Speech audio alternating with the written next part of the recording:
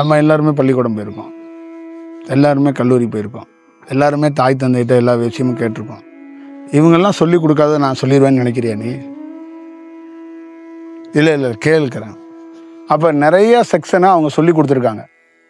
அதெல்லாம் ஏன்னா சொல்லி கொடுக்குறவனுக்கு கூட ஒரு இமேஜ் வேணும்னு நீங்களாம் ஆசைப்படுறீங்க. இவர் சொல்ல நான் கேட்பேன். நம்ம வீட்டில் இருக்க அப்பா அம்மா என்ன பண்ணுறாங்கன்னா, பக்கத்து வீட்டிலேருந்து 2 பேர்த்த ஆளை பிடிச்சிட்டு வராங்க. எதுக்குடா ஆளை பிடிச்சிட்டு வராங்கடா? என் பேச்சை கேட்க மாட்டான், நீங்கள் சொல்லுங்கள். நீங்கள் சொன்னால் கொஞ்சம் கேட்பான். ஏன்டா பெற்றது தாய் தந்தைங்க நினைக்கிறான். யாரோ பெரியம்மாவே சித்தியை கூப்பிட்டு வராங்க, நீ சொன்னால் கேட்பான். கொஞ்சம் நீ சொல்லு மஞ்சு அப்படிங்கிறான். உடனே டேய் என்னடா அம்மா சொல்லிட்டு இருக்காங்க, சித்தி அவங்க வெறுப்பேற்றிட்டு இருக்காங்க, உங்களுக்கு தெரியாது அப்படி சொல்கிற, புரிஞ்சுக்கடா போடா சொல்கிறான். சரி உனக்காக பண்ணுறேன் சித்தியம்மா. இப்போ அவங்களுக்கு நீ சொன்னாதாம்மா கேட்குறான் அப்படிமா. இதே மாதிரி தான் எல்லா இடத்துலையும் இருக்கு. அப்போ அம்மா அப்பா சொல்கிறது, வாத்தியார் சொல்கிறது, டீச்சர் சொல்கிறது, நாம் படித்தது எல்லாத்தையும் கடந்து ஒரு குரு சொன்னால் அது ஓகே இருக்குன்னு காலம் கடந்து நம்ம கேட்டுறக்கூடாது. நாம் சொல்லப்பட்டது நல்லா ஞாபகம் வச்சுக்கோங்க. தாய் தந்தை மனித வடிவத்தில் இருந்தால் சொல்கிறாங்க. ஆனால் ஒரு தாயாலோ தந்தையாலேயோ வாத்தியாராலோ டீச்சராலேயோ பல புத்தகங்களாலோ நமக்கு இந்த பிரபஞ்சத்திலிருந்து உனக்கு கிடைக்க வேண்டிய மெசேஜ் வருது. நீ அந்த மெசேஜை பார்க்க மாட்ட, சொல்கிற ஆளை தான் பார்த்துட்டு உட்காந்துருக்க. அந்த மெசேஜ் உனக்கான மெசேஜ் எவன் சொன்னானா? ராமசாமி சொன்னானா? குப்புசாமி சொன்னானா? அந்த மெசேஜ் உனக்கு இருக்குது. அதில் அதை நீ எடுக்கணும், அதை நீ விட்டுடுற. அப்போ காலங்காலமாக கடந்து போகிற நீ இந்த உலகத்தில் ஒரு 200-300 வடிவத்தில் டெக்னிக்குங்கிற பேரில் தியானத்தை வச்சுட்டு உட்காந்துருக்காங்க. இந்த டெக்னிக்கையும் இந்த தியானத்தையும் வச்சுட்டு உட்காந்தா ஜெயிச்சிட முடியுமா? எத்தனை முறை கண்ணை மூடிக்கிட்டு காலம் அடிச்சுக்கிட்டு கண்ணை திறந்துக்கிட்டு ஆகாயத்தை பார்த்து உட்காந்தாலும் இந்த இடத்தெல்லாம் தொடரதோ இந்த இடத்தெல்லாம் அடையிறதோ அவ்வளோ சாமானியமாக முடியாது. புரியுதா? நம்பிக்கை அடிப்படையில் ஒரு குருநாதர் என்ன சொல்லுவான், மேலே பார்த்துக்கிட்டே உட்காந்துரு, உனக்கு ஒடுங்கும், உனக்கு ஒரு வேலை நடக்கும். அவனுக்கு ஒடுங்கி இருந்தால் அவன் இந்த மாதிரி மேலே பார்த்துக்கிட்டுன்னு சொல்ல மாட்டான். அவனே இன்னும் மேலே பார்க்குறதா கீழே பார்க்குறதான்னு தெரியாமல் ஆராய்ச்சி பண்ணிக்கிட்டு இருக்கான். சைடில் உனக்கும் ஒரு ஐடியா கொடுத்துட்டு இருக்கான். புரியுதா? மேலே பார்த்தா ஒடுங்குன்னு அவனுக்கு தெரிஞ்சா அவன் இங்கே இருக்க மாட்டான், அவன் வேற வடிவத்துக்குள்ளே இருப்பான். புரியுதா? அப்போ நம்ம எப்பயுமே நல்லா ஞாபகம் வச்சுக்கணும், ஒரு மெசேஜ் வட திங்க போகிற பேப்பரில் கூட உனக்கான மெசேஜ் இருக்கணும். அந்த மெசேஜை கவனித்து அதை எடுத்து அதுலேருந்து ஒரு செயல் வடிவம் செய்யணும். பிரத்யேகமாக உடம்புக்குன்னு கீரை நெல்லி அரைச்சி குடிக்கிறது, பிரத்யேகமாக கீரையை சாப்பிட்டுட்டு உட்காந்துருக்கிறது எல்லாம் இங்கே டாக்டரை வேற இருக்கிறார். அதனால நீங்கள் அவங்க கோச்சிக்க கூடாது. டாக்டருங்க மாதிரி ஒரு சாப்பாடு விஷயத்தெல்லாம் மெனுவெல்லாம் எடுத்துகிட்டு போனால் நீ ரொம்ப காலம்லாம் வாழ்ந்து இந்த உலகத்தில் புரட்சியெல்லாம் செஞ்சிட முடியாது. புரியுதா? உணரணும் அப்படின்னு சொல்கிறது என்னன்னா, சின்ன சின்ன விஷயத்தில் கூட ரொம்ப கவனமாக அந்த விஷயத்தை கேட்டு புரிஞ்சுக்கிட்டா நாளைக்கு லைஃப்பில் நல்லாயிருக்கும். புரியுதா? இதுதான் ரொம்ப முக்கியம். இப்போ முக்கியமான விஷயம், பள்ளிக்கூடத்தில் ஏன் சேர்க்குறாங்க, கல்லூரியில் ஏன் சேர்க்குறாங்க, தாய் தந்தை எதுக்கு நமக்கு சில விஷயங்கள்லாம் சொல்லி தர்றாங்கன்னா, நாளைக்கு கண்ணா உனக்கு தேவைப்படும். நீ படித்ததை தான் நாளைக்கு நீ வேலை பார்க்குற இடத்துல கொஸ்டினாக கேட்பான். நீ படித்ததை தான் கம்ப்யூட்டரில் தட்டிக்கிட்டு வேலை செய்ய போகிற. நீ படித்து வச்சிருக்கல மெமரியில் ஒட்டகம் மாதிரி தண்ணியை குடித்து சேவ் பண்ணி வச்சுருக்கிற. அப்போ நாங்கள் என்ன சொல்கிறோன்னா, நீ அந்த சேவ் பண்ணியிருக்கிறதெல்லாம் இருக்குல்ல, அதெல்லாம் மனித தன்மையில் இருக்குது. அதுக்கு ஒரு உயிர் சக்தியை கொடுப்போம், அதுக்கு ஒரு வடிவத்தை கொடுப்போம். அப்போ அதை நிறுத்தி நிதானித்து கவனித்து நீ யாரிடமும் ஆலோசனை பெறாமல் நீயே தனித்துவமாக செய்யறதுக்கு ஒரு வாய்ப்பை உருவாக்கலாம் அப்படின்னு தியானத்தில் கண்டுபிடித்த ஞானி என்ன பண்ணானா, இந்த மாதிரி விஷயம் இருக்குப்பா, அதை கொஞ்சம் பார்த்துக்க. அப்போ இந்த மாதிரி விஷயத்துக்கு என்ன செய்யணும் அப்படின்னு கேட்டால், உடலை சரியாக பார்த்துக்கணும். அப்போ உடல்னா என்னன்னா, ஜிம்முக்கு போகணுமா, காலையில் நடக்கணுமா, நல்ல சாப்பாடு சாப்பிடணுமா, இதுக்கும் உடலுக்கு எந்த சம்மந்தமும் கிடையாது. இப்போ திருலிங்கன்னு ஒருத்தர் இருந்தார். அவர் எத்தனை கிலோ வெயிட்டில் எப்படி இருந்தாருன்னு காசியில் இருந்தவரை உங்களுக்கு தெரியும். அப்போ பல வடிவத்துக்குள்ளே பல பேர் இருப்பான். தொப்பையாக இருப்பான், ஞானியாக இருக்கிறவன் ஒரு மாதிரி இருப்பான், அவனை பிடிக்கவே பிடிக்காது. ராமகிருஷ்ணர் என்ன பயங்கர இதாக இருந்தார், எப்படி வேணாலும் இருப்பான். அவன் எதை பலப்படுத்தினான், எதை தெரிஞ்சுக்கிட்டான். அப்போ தேகங்கிறது உடலுங்கிறது எதை பதப்படுத்த சொல்கிறான்னா, நீ உட்காந்து ஒன்றை ஒருநிலைப்படுத்துறதுக்கு இந்த உடல் ஒத்துழைக்காது.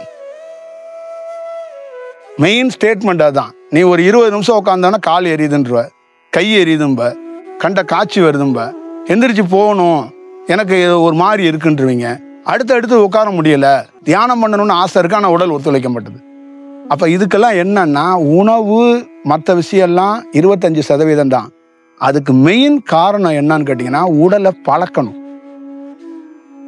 ஸ்கூலில் போய் நீ அறிவாளி ஆகலை, பழக்கிறாங்க, மெமரியில் ஏற்றுறதுக்கு பழக்கிறாங்க. புரியுதா? இங்கே வீட்டில் இருந்து நம்மளால் பாடம் நடத்த முடியாதா? இதுக்கு ஒரு வாத்தியார் வேணுமா? 1ஆம் கிளாஸ்லேருந்து 5ஆம் கிளாஸ் வரைக்கும் பாடத்தை வந்து நம்மளால் நடத்த முடியாதா? என்ன பாடம் நடத்திடுறாங்க, நம்மளால் நடத்த முடியாதா என்ன? அப்போ அங்கே என்னன்னா கவன சிதறவுகள் இல்லாமல் ஒரு மாணவனை ட்ரெயின் பண்ணுறது, ஒரு தயார் பண்ணுறது. அப்போ ஒரு இடத்துல அடைச்சி போட்டு 40 மாணவனுங்களை ஒரே மாதிரி வச்சு பக்கத்தில் இருக்கிறவன் நல்லா எழுதுறான்னா அதை பார்த்து இவன் இன்ஸ்பயர் ஆவான். அவன் கெட்டு போயிருந்தான்னா அவனும் அலட்சியமாக இருப்பான். இப்படி பல்வேறுபட்ட சூழலில் ஒரு இடத்துக்குள்ளே வச்சு ஒருத்தனை ட்ரெயின் பண்ணுறான். அப்போ கொஞ்சம் கொஞ்சமாக என்ன பண்ணுறான், கேட்குறான் வாத்தியார் சொல்கிறத பார்க்குறான், அப்புறம் அதை பதிய வச்சுக்கிட்டு எழுதுறான், படிக்கிறான். புரியுதா? அப்புறம் அடுத்தது அவன் வளர்ச்சி அப்படியே பரிணாமமாக இருக்கும். அதே போல் ட்ரெயின் பண்ணுற மாதிரி தான் இந்த உடலை தியானத்துக்குன்னு பிரத்யேகமாக ட்ரெயின் பண்ணணும். அப்போ என்ன ட்ரெயின் பண்ணணும், இந்த உடல் எப்படி ட்ரெயின் பண்ணணும், இந்த உடலை எப்படி பார்த்துக்கணும்னா மற்ற எல்லா வேலைக்கும் இந்த உடலை எப்படி வேணாலும் தயார் பண்ணலாம். தியானம்னு ஒன்று எடுத்தால் 3 மணிக்கு ஒருத்தன் எந்திரிக்கணும். 3 மணிக்கு எவன் எந்திரிக்கலையோ அவன் தியானம் பண்ண வரக்கூடாது. டீ கடையில் போய் உட்காந்துக்கணும், வரவே கூடாது. இந்த பக்கம் இந்த செக்ஷன் பக்கமே வரக்கூடாது. 3 மணிக்கு எவன் எந்திரிக்கலையோ 3லேருந்து 6 மணி வரைக்கும் தியானத்தை எவன் பிரத்யேகமாக உள்ளே வரலையோ அவன் தியானம் பண்ணுறதுக்கு அந்த இந்த செக்ஷனை பற்றியே பேச வேண்டியதில்லை, விட்டுறலாம். ஆரம்ப நிலையில் அந்த நேரத்தில் தான் இந்த உடல் ஒத்துழைக்கும். அப்போ ஃபஸ்ட்டு ஸ்டார்ட்டில் ஒத்துழைக்காது. அப்போ அந்த உடலை தயார் பண்ணி உட்கார வைக்கிற அளவுக்கு அவன் வந்து வெயிட் பண்ணும். தியானம் ஒரு இடத்துல ஒருத்தர் தீட்சை கொடுத்துட்றாரு, 15 நிமிஷம் 20 நிமிஷம் அப்படியே உட்காந்து பார்வதி வர்றா, சிவன் வர்றாரு, விநாயகர் வர்றாரு, அதனால நீ தியானத்தில் ஜெயிச்சுட்டு எல்லாம் நினைச்சாத. இந்த விநாயகர் வருவான், பார்வதி வரும், சிவன் வரும், இவங்கெல்லாம் ஓடி போயிடுவாங்க ஒரு நாள். நீ இந்த அரை மணி நேரம் இல்லை, பல மணிக்கணக்கா 48 மணி நேரம், 48 மணி நாள், இந்த மாதிரி மணிக்கணக்கா ஒரே இடத்துல உட்காந்துருக்கணும். அப்போ என்ன பண்ணுவேன்? ஏவனுமே வர மாட்டான், அப்படியே உட்காந்துருக்கணும். அப்போ இந்த உடல் எப்படி தயாராகணும்? அரை மணி நேரம், 1 மணி நேரம், 2 மணி நேரம், 3 மணி நேரம் தியானம்லாம் இங்கே இருக்காது. பௌர்ணமிக்கு, அமாவாசைக்கு, இந்த டயத்துக்கு அந்த டயத்துக்குலாம் ஏன் கொடுக்க சொல்கிறேன்னா, ஒரு நாள் நீ தியானமாகவே மாறணும். அப்போ தான் உணர முடியும், அப்போ தான் ஒரு செயல் மாறும். வெறும் இந்த பயிற்சியை நம்ம சொல்லிட்டு இருக்கிறதுனால உனக்கு நெற்றிக்கண் திறந்தா எல்லாம் திறக்காது. அதுக்குள்ளேயே உனக்கு அந்த உன் ஆன்மாவுக்கு என்ன வளர்ச்சியோ, உன் ஆன்மாவுக்கு என்ன தேவையோ அதை தான் அந்த பிரபஞ்சம் கொடுக்கும். பிரத்யேகமாக ஒரு குருநாதர் வந்து இதை தூக்கி எல்லாம் கொடுத்துட முடியாது. இது ஜாங்கிரி லட்டு கிடையாது, புரியுதுங்களா? இது பிரபஞ்சத்தோடைய இறை ரகசியம். பிரபஞ்சத்திலிருந்து ஒரு இறை ரகசியத்தை தியானங்கிறது எங்கேயோ ஒரு ஐடியில் இருக்கிற ஒரு பெரிய ஒரு இன்ஸ்டியூட்லேருந்து ஆர்டிஸ்க்கு எடுத்து கொடுத்து நீங்கள் போய் இதை போய் பிரத்யேகமாக கொடுங்கிறதுக்கு இது கிடையாது. இது அமெரிக்க தேர்தல் கிடையாது. ஒரு 4-5 பேர் சேர்ந்துக்கிட்டு மாஸ்க் போட்டு வேலை செய்கிற வேலை கிடையாது. இதெல்லாம் போய் 4 இடத்துல போஸ்ட் ஒட்டி தியானம் பரப்புற சொல்லுங்க மக்கள்கிட்ட கொடுங்கிறதெல்லாம் கிடையாது. இதெல்லாம் கிடைக்கணும்னா பிரபஞ்சத்திலிருந்து ஒருத்தனுக்கு கிடைக்கப்படணும். அப்போ அந்த பிரபஞ்சங்கிறது என்னன்னா நடுநிலையான ஆள், சக்தியான ஆள், நேர்மையான ஆள், தூய்மையான ஆள். அப்போ கடவுளை பார்க்கவே முடியாது. அந்த பார்க்க முடியாத கடவுள்கிட்டேருந்து ஒரு விஷயத்தை பெறணுங்கிறது எவ்வளோ பெரிய கஷ்டம். நீங்கள் நினைக்கிறீங்க எங்களை மாதிரி மனிதர்கள் உங்களுக்கு கொடுக்குறோம்னு, கிடையாது. கடவுள் தான் கொடுப்பாரு. நாங்கள் அவங்களோட பிரதிநிதி, நாங்கள் ஒரு வந்திருக்கோம், வழிபோக்கனா வந்திருக்கோம், அவ்வளோதான். புரியுதுங்களா? அப்போ அந்த கடவுள் வந்து சும்மா கொடுத்துட மாட்டார், சும்மா கொடுக்க முடியாது. கோடி கொடுக்கறது, பதவி கொடுக்கறதெல்லாம் கொடுத்துடலாம். ஞானம்ங்கிறது ஒவ்வொரு ஆன்மாவை பார்த்து அதோடைய வளர்ச்சியை பார்த்து அதுக்கேற்ற மாதிரி தான் கொடுக்க முடியும். அப்போ அதுக்கு தெரியும். அப்போ தியானம் பத்தலைன்னா அதுக்கேற்ற மாதிரி அந்த தயார் பண்ணும், அந்த செயல் வடிவத்தை பண்ணும், அதுக்கேற்ற மாதிரி ஆள்கள்கிட்ட அது அமுச்சு விடும். அப்போ அது காம்ப்ரமைஸ் ஆகாது. நீங்கள் எத்தனை முறை எங்கே வேணாலும் போய் சோதிச்சு பாருங்கள். நீ எத்தனை தியானம் பிச்சுக்கிட்டு வரட்டும், 4 மணி நேரம் 5 மணி நேரம் ஜன்னலை பிச்சுக்கிட்டு வர அளவுக்கு கூட நீ தியானம் பண்ணு, 10 மணி நேரம் பண்ணு, 12 மணி நேரம் பண்ணு. ஆனால் அடுத்த கட்டத்துக்கு நீ மூவ் பண்ணணும், நீ ஒரு அனுபவத்தை பெறணும்னா அது உன்னை தூய்மையாக உனக்கு உணர்த்தும், வழிகாட்டும். புரியுதுங்களா? இதுதான் செயல் வடிவம். அப்போ இந்த உடலை தயார் பண்ணணும்னா அதிகாலையில் எழுக்க பழகணும். அதிகாலையில் எழுந்தாதான் இந்த உடல் ரெடியாகும். புரியுதா? அப்போ இந்த உடல் பலப்படுறதுக்கான ஒரு வாய்ப்பு உருவாகும். அப்போ அதிகாலையில் எழுந்து யாராவது பழவிட்டீங்கன்னா என்ன நடக்கும்னா, இந்த தியானம் பண்ண தொடங்கிட்டீங்கன்னா தேவையில்லாத உணவை நான் சொன்ன டீச்சர் உன் தியானமே கீழே போட வைக்கும். முட்டையா வேணுமா வேண்டாமான்னு உன் தியானம் தீர்மானிக்கும். நான் தீர்மானிச்சா அது சரி இருக்காது. அப்ப அது காம்ப்ரமைஸ் ஆகாது. நீங்க எத்தனை முறை எங்க வேணாலும் போய் சோதிச்சு பாருங்க. நீ எத்தனை தியானம் பிச்சுக்கிட்டு வரட்டும், 4 மணி நேரம் 5 மணி நேரம் ஜன்னலை பிச்சுக்கிட்டு வர அளவுக்கு கூட நீ தியானம் பண்ணு, 10 மணி நேரம் பண்ணு, 12 மணி நேரம் பண்ணு. ஆனா அடுத்த கட்டத்துக்கு நீ மூவ் பண்ணணும், நீ ஒரு அனுபவத்தை பெறணும்னா அது உன்னை தூய்மையாக உனக்கு உணர்த்தும், வழிகாட்டும். புரியுதுங்களா? இதுதான் செயல் வடிவம். அப்ப இந்த உடலை தயார் பண்ணணும்னா அதிகாலையில எழுக்க பழகணும். அதிகாலையில எழுந்தாதான் இந்த உடல் ரெடியாகும். புரியுதா? அப்ப இந்த உடல் பலப்படுறதுக்கான ஒரு வாய்ப்பு உருவாகும். அப்ப அதிகாலையில எழுந்து யாராவது பழவிட்டீங்கன்னா என்ன நடக்கும்னா, இந்த தியானம் பண்ண தொடங்கிட்டீங்கன்னா தேவையில்லாத உணவை நான் சொன்ன டீச்சர் உன் தியானமே கீழே போட வைக்கும். முட்டையா வேணுமா வேண்டாமான்னு உன் தியானம் தீர்மானிக்கும். நான் தீர்மானிச்சா அது சரி இருக்காது. புரியுதா? எந்த துறவியாச்சும் கண்டிஷன் போட்டு இந்த வேலையெல்லாம் கொடுக்க மாட்டாங்க. புரியுதா? அவன் வாழ்க்கையில தானா நிகழும். யாருக்குமே இப்படி ஆயிடுவோம் அப்படின்னா தெரியாது. ஒரு ஞானி ஆகிறதெல்லாம் இப்படி ஆயிடுவோமா, நமக்கு இப்படிலாம் நடக்குமா, அப்படிலாம் காட்சி வருமானா சத்தியமா தெரியாது. அந்த குருவும் சொல்லவும் மாட்டார். சில ரகசியத்தை மட்டும் அப்படி இப்படி சொல்லி கொடுப்பார். எப்பா அவர் வந்தாருப்பா, ஒளியை பார்த்தப்பா அப்படிம்பாரு. ஆனால் ஒளியை பார்க்கும்போது ஒளிக்கும் உங்களுக்கு அந்த நேரத்தில் ஒன்று நிகழ்றது, அது யார் சொன்னாலும் உணர முடியாது. அப்போ ஒன்று நிகழும், அப்போ ஒரு ஸ்டேட்மெண்ட் இருக்கும், அப்போ நம்ம உடல் வேற ஒரு ஃபார்முலாவில் இருக்கும். புரியுதுங்களா? அதுதான் செயல். விவேகானந்தர் கதவை அடைச்சிட்டு ஸ்கூலில் தியானம் பண்ணிக்கிட்டு இருக்கும்போது சிறு வயதில் ஒரு ஒளியா ஒரு தண்டத்தோட ஒருத்தர் நின்றுட்டாரு. அவரை பார்த்துட்டு பயந்துட்டு அவரை பார்த்துட்டு எனக்கு ஒன்றுமே புரியல. திடீர்னு கதவை திறந்துட்டு ஸ்கூல்லேருந்து ஓடி வந்துட்டேன். அப்புறமா அது யாரா இருக்குன்னா புத்தர் மாதிரி இருக்கும்னு எனக்கு தோணுச்சு. அதுக்கப்புறம் அடுத்த முறை அந்த மாதிரி பயந்துக்கிட்டுலாம் ஓடக்கூடாது, உட்காந்து தியானம் பண்ணணும். பண்ணும்போது யாராவது வந்தாங்கன்னா தைரியமாக பேசணும். அவர் எனக்கு பேசுறதுக்கு ட்ரை பண்ணாரு, நான் தான் ஒடியாந்துட்டேன் பயந்துட்டு. அடுத்த முறை அந்த மாதிரி நடந்துடக்கூடாது அப்படின்னு அவர் சொல்றாரு. ஆனால் அவர் என்ன சொல்லிட்டு போயிட்டாரு கடைசியா, அந்த குருவத்தை திருப்பி நான் பார்த்ததே இல்லைன்ட்டார். அதுக்கான வாய்ப்பு திருப்பி எனக்கு கிடைக்கவே இல்லைன்ட்டார். புரியுதுங்களா? அப்ப இதெல்லாம் நீங்க கிளாஸா பேசுனா நல்லா இருக்கும். அந்த இடத்துக்குள்ள ஒண்ணு நிகழும்.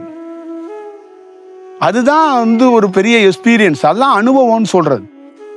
அதெல்லாம் என்னன்னு சொல்லணும்னா, அதெல்லாம் கிளாஸா வகுப்பாலாம் எழுதவும் முடியாது, நடத்தவும் முடியாது. யார் நடத்துவா? அதை போய் உணர்வு உணர்ச்சி எல்லாம் போய் நம்ம சொல்லி புரியுமா? அது என்ன? அந்த நேரத்தில் நடக்கிற நிகழ்வுகள் என்னவோ அதுதான் அது. அந்த ஸ்பாட்ல ஒன்று நிகழ்றதுன்னு ஒன்று இருக்குல்ல, அது ஒன்று இருக்கும். அப்போ அந்த 3:15க்கு எழுத தொடங்கிட்டாங்க, அவங்க எந்திரிச்சிட்டாங்க அப்படின்னா அவங்களுடைய உடல் அவங்க தியானத்தில் அப்படியே புரட்சி செஞ்சு நாளைக்கு பெரிய ஆளாயிருவாங்களான்னா கேட்காதீங்க. அவங்க வாழ்க்கையில ஒரு பெட்டர்மெண்ட் ஆகிறதுக்கு வாய்ப்பு நிறைய இருக்கு. புரியுதுங்களா? அந்த பிரபஞ்சத்தில் கார் கேட்குற கதையா, இந்த நாட்டு வைத்தியம் கதையெல்லாம் நான் சொல்ல மாட்டேன். ஒரு மனிதனுக்கு உடலை பழக்கிற நேரம்னு ஒன்று இருக்கு, உடலை தயார் பண்றதுக்குன்னு நேரம் இருக்கு, இந்த உடலை பிரபஞ்சத்தோட கனெக்ட் பண்றதுக்குன்னு சில டைம் இருக்கு. இந்த 24 மணி நேரத்துக்குள்ள அந்த 3 மணி நேரம் தான் உகந்த நேரம்.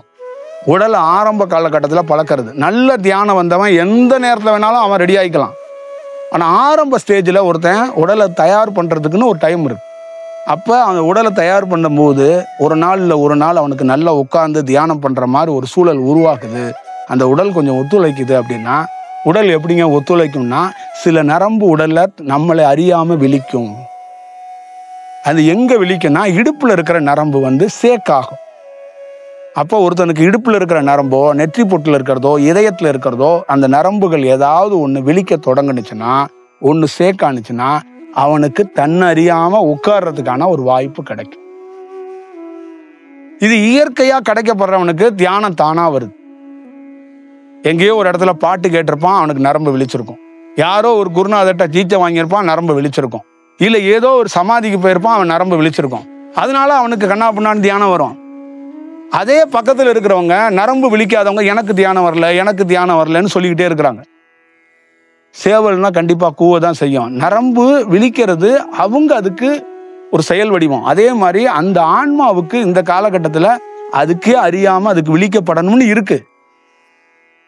புரியுதுங்களா? அப்ப அந்த அதிகாலையில உட்காரும் போது என்ன ஆகும்னா, அந்த உடல்ல ஏதாவது ஒரு நரம்பு விழிச்சா மட்டும்தான், அதுதான் இந்த என்ன சொல்லுவாங்க, அந்த கனல், அந்த நெருப்பு, அந்த அக்னிங்கிறத அது விழிச்சாதான் ஒரு மனிதன் தியானத்திலே உட்கார முடியும். அப்பதான் அவனுக்கு என்ன ஆகும், தியானத்துக்கு ஒரு குரு தேவையில்ல. புரியுதுங்களா? தியானத்துக்கு ஒரு குரு தேவையில்ல. தியானமே ஒரு குரு. அவரு தனியா கிடையாது. நாம பண்ற தியானமே அவருதான். புரியுதா? கீழே ஒரு துண்டை விரிச்சுட்டு உட்காந்துருக்காங்கல்ல, அது அது அது எவ்வளவு முக்கியமோ அதே மாதிரி அந்த தியானமே குருவா மாறிடும். தனி குருவா நீ என்னன்னா தியானம் தனியா குரு தனியா பாக்குற,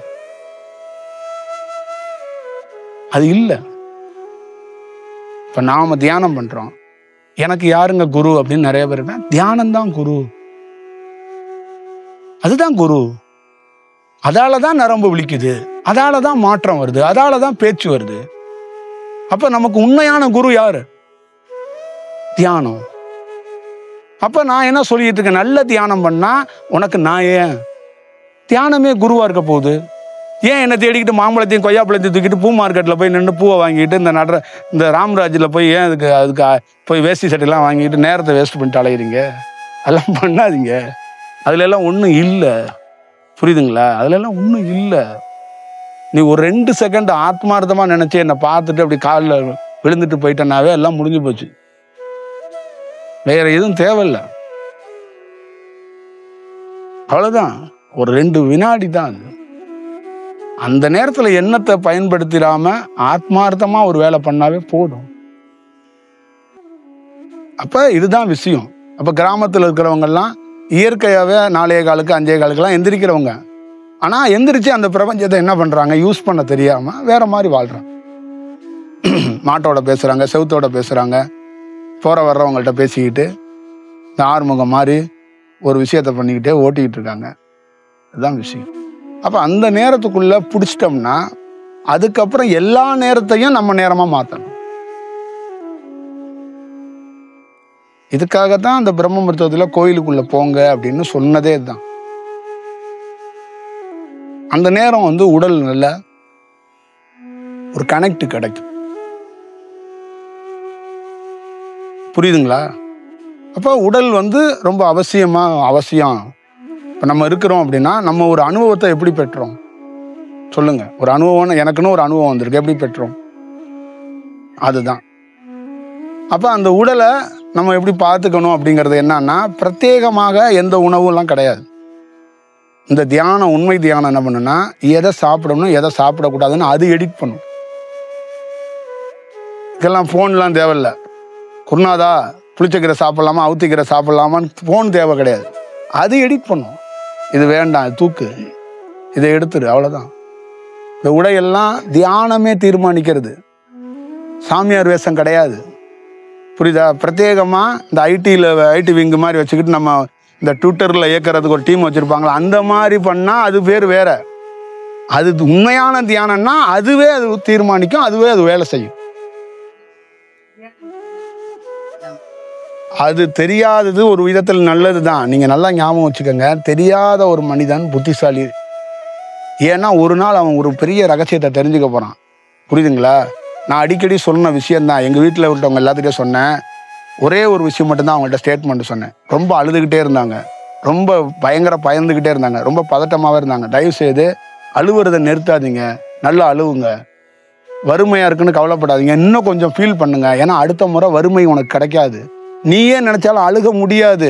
தயவு செய்து நல்லா அழுதுக்க. ஏன்னா திருப்பி அழுக முடியாது. திருப்பி அதே மாதிரி ஒரு சுச்சுவேஷனை உன்னால் சந்திக்கவே முடியாது. சந்திச்சுக்கொள் அப்படின்னு. அது ஏன் சொல்றோம்னா, மனிதனாக இருக்கும்போது உங்களுக்கு எல்லாத்துக்குள்ளேயும் இப்படி ஒன்று இருக்கும். நாளைக்கு தியானத்துல மாற்றம் அடைகிறீங்கன்னா நீங்க மனிதனாகவே மாற முடியாது. புரியுதா? இதெல்லாம் ஒரு பக்கா மெமரியில இருக்கிற ஒரு மறக்க முடியாத அனுபவங்கள். அப்ப மனிதனாக இருக்கிறவன் இறைத்தன்மைக்கு மாறுறதான் விசேஷம். புரியுதுங்களா? நீங்க தான் அப்ப முக்கியமான ஒரு செயல் வடிவத்துக்குள்ள இருக்கிறது.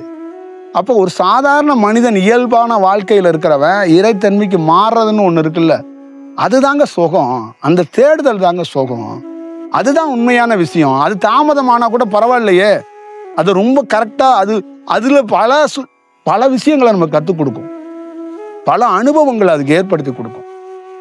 நீங்கள் நல்ல தியானத்துக்குள்ளே போக போக போக அந்த தியானம் வழி நடத்துதல் இருக்குல்ல, அதை நீங்கள் உண்மையாக பார்க்க முடியும். ஒரு இமாச்சல் மலைத்தொடரோ இல்லை மேற்கு தொடர்ச்சி மலைத்தொடர்களோ நீங்கள் மலையேறி பார்க்குறீங்கல்ல, அது இல்லை, தியானத்துக்குள்ள ஒரு மலை ஏறுதல்னு ஒன்று இருக்கு. அது ஒரு அற்புதமான ஒரு அனுபவம். அந்த அனுபவத்தை ஒருத்தனுக்கு கிடைக்கப்படணும். அதுதான் உண்மையான அனுபவம். அது வழி நடத்தும். இங்கே உட்காராதடா, இங்கே உட்கார்றா, இந்த மரத்தில் உட்கார்றா, இந்த இடத்துக்குள்ள போடா, இங்கே போடா அப்படின்னு அது ஒரு வழி நடத்தல் இருக்கும். அதுதான் வேணும், அது கிடைக்கும். ஆனால் அதுக்குள்ள நீங்கள் அப்படி இப்படி தவிர்றீங்க. சரிதானே? நீங்கள் என்னன்னா யாரையோ ஒருத்தரை எதிர்பார்த்துட்டே உட்காந்துருக்கீங்க. அவர் சொல்லணும், நான் செய்யணும். அவர் சொல்லணும், நான் செய்யணும். காலையில் அந்த 7 மணிக்கு ஒரு டிவியில் போடுவாங்கல்ல, நீங்கள் இன்னைக்கு செவ்வாய்க்கிழமை பிறந்துருச்சு, இது அந்த மாதிரி இல்லைங்க. பிரபஞ்சத்திட்டே இருந்து இயல்பா பிரபஞ்சம் தனக்கு இந்த பூலோகத்துக்கு தேவையானதை அதுவே கக்கிக்கிட்டே இருக்கு, வெளிப்படுத்திக்கிட்டே இருக்கு, பிரசன்ட் பண்ணிக்கிட்டே இருக்கு. அதை ஒரு மனிதன் எடுத்துக்க மாட்டேங்கிறதான் பிரச்சனையை. கடவுள் கொடுக்கலன்னா கடவுள் ஒவ்வொரு வினாடியும் கொடுத்துக்கிட்டு தான் இருக்கிறாரு. புரியுதுங்களா? அவ்வளவுதான் விஷயம்.